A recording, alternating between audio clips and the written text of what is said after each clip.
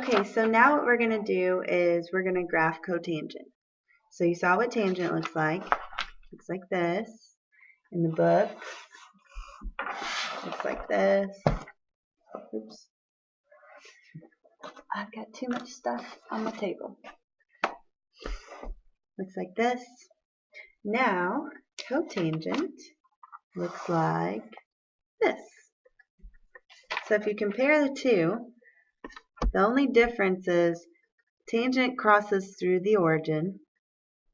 Cotangent has a vertical asymptote at the origin.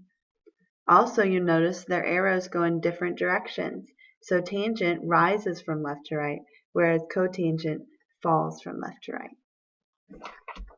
So let's go ahead and graph that. It'll give you some practice going through the steps again. Notice because of the change in where the asymptotes are, our two little equations that we use are going to be different as well. So now our values that we set our argument equal to are 0 and pi. Over here, let's write our equation. Y equals cotangent of x.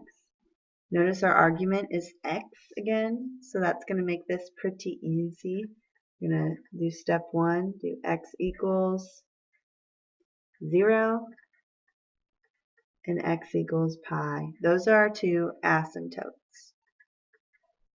So I'm going to go over here and I'm going to draw my asymptotes. X equals 0 and here's pi. So again, what we did was we took our argument, we set it equal to 0 and pi. That's how we found our asymptotes that are right next to each other. Over here, they are on the graph.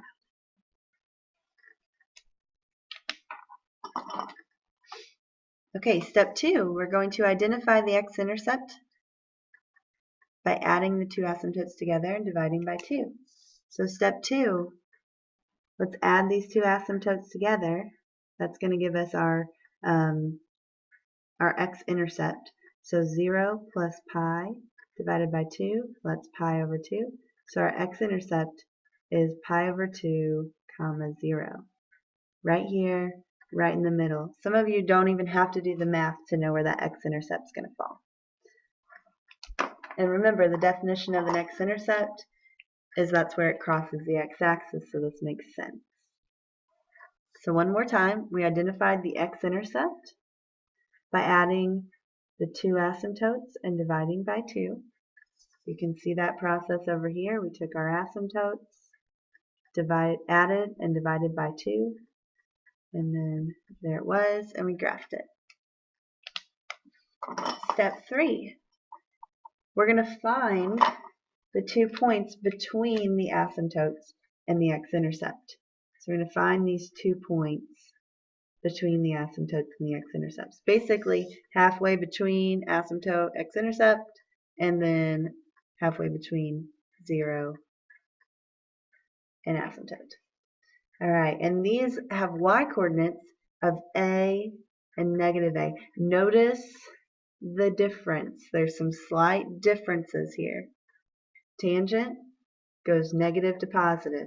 Cotangent goes positive to negative. Falls going from left to right.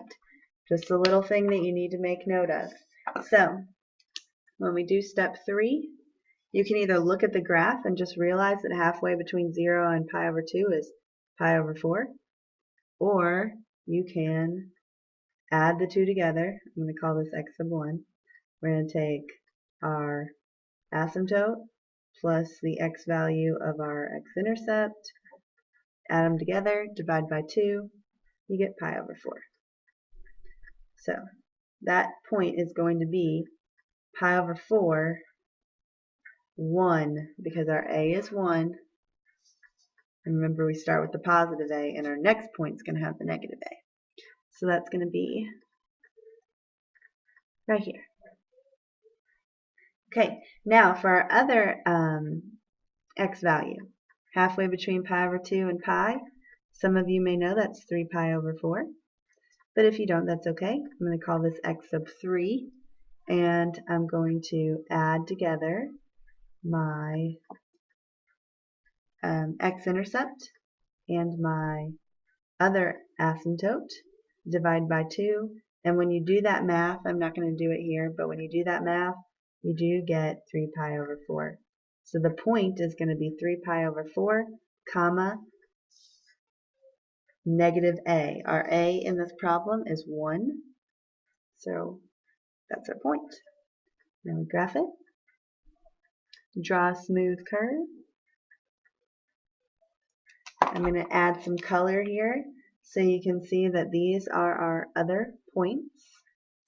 They come from averaging together your asymptote and your x-intercept, and then tacking on the a and negative a, respectively. And then it tells us to graph one full period of the function. One full period of cotangent is pi. Have we done it? Yes, we have. So there are your 2 examples. Those are the parent functions. You can see the commonalities and the differences. Your steps are lined out for you. Now let's do some practice with something that's not a parent function.